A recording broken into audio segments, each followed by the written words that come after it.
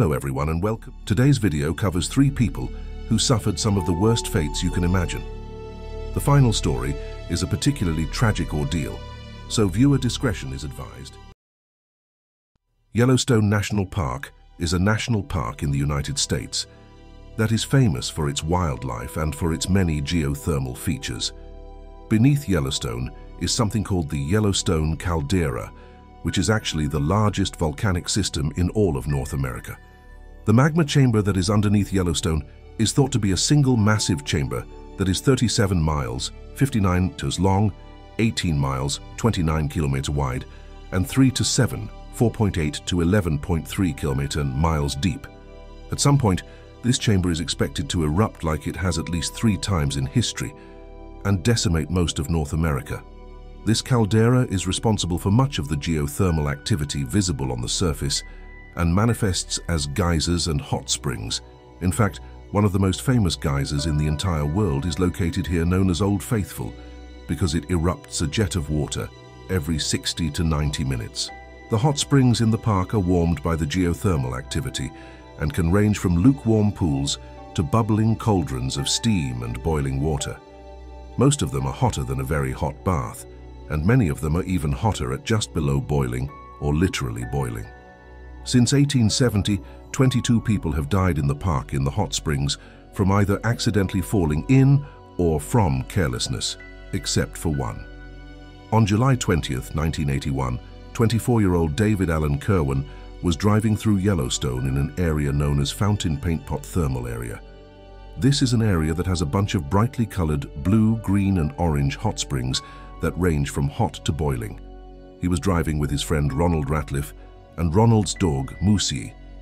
At around 1 p.m., they parked in one of the visitor areas so they could get out and check out the colorful hot springs. As they were getting out, Moosie managed to jump out of the truck and took off towards the hot springs and immediately jumped right into a pool known as the Celestine Pool. Moosie immediately started yelping in pain from the water, because the Celestine Pool he had jumped into has been measured at just a few degrees below boiling. David and Ronald sprinted over to the pool and got to the edge and called to Moosie, but in his panic, Moosie wasn't able to swim over to them.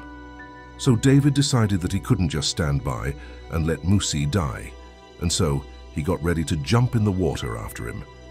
Some other visitors to the park noticed that he looked like he was going to jump in and tried to warn him not to jump because of how hot the water was. But David was determined to save Moosie, and so he brushed them off, took 2 steps back, and then dove in head first into the boiling water.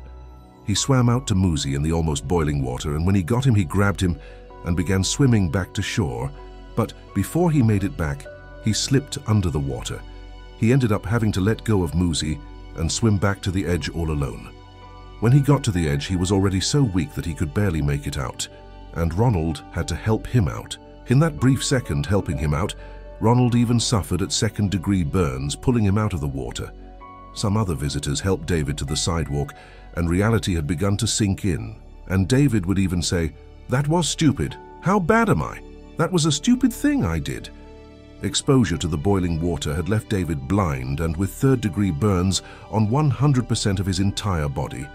Some of the visitors then tried to help David get his shoes off, and in doing so, most of the skin peeled off of his foot. In fact, skin was peeling off of most of his body. He was eventually taken to Salt Lake City Hospital, but died the following morning from his burns. Unfortunately, Moosie wouldn't survive either. Although David acted bravely to try to save Moosie, ultimately it was a decision that cost him his life. In the history of the park, many of the burns that visitors have gotten have been from saving pets that have accidentally gone into the boiling pools, because as beautiful as they are to look at, these pools are just extremely dangerous. Before dawn on October 11th, 2012, Jose Molina left to go work in Santa Fe Springs, California, where he worked as a maintenance worker for canned goods food company called Bumblebee Foods. That morning, Jose was going about his day performing his normal tasks, which included maintenance on one of the large machines in the factory. He walked into a large cylindrical opening of the machine and headed towards the back where the maintenance needed to be done. As he was working, all of a sudden, these giant pellets of tuna cans started rolling into the machine and blocked him at the back of the machine where he was doing the repair.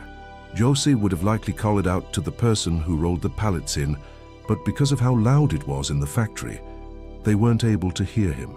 Then Jose would have heard the horrifying sound of the door of the machine closing. What had happened was that his co-workers thought that he had gone to the bathroom and didn't realize he was inside the machine. Not thinking that anyone was in there, they then loaded all of the tuna cans in order to sterilize them, because the machine that Jose was working on and that his co-workers had just blocked him into was actually a giant pressure cooker. Inside the machine with the door closed, Jose would have known that there was no way for his co-workers to know that he was in there. Then, even worse than the sound of the door closing, Jose probably would have heard the horrifying sound of the giant industrial oven turning on to sterilize all of the cans blocking him in. Over the next 2 hours, the temperature of the oven went up to 270 degrees and cooked Jose alive. Later on, one of the managers of the factory started asking around about Jose's whereabouts and even made an announcement over the loudspeaker. But it wasn't until the oven was reopened and the tuna was pulled out that they found Jose's body. In the aftermath of the event, Bumblebee Foods agreed to pay $6 million for violating a number of safety rules. In addition to the fine paid by Bumblebee Foods, 2 managers at the facility were fined $30,000 each for not following procedures that also contributed to Jose's death.